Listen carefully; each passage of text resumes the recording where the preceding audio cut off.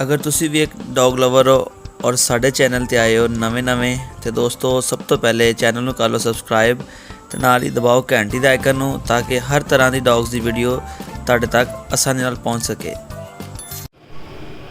जोरो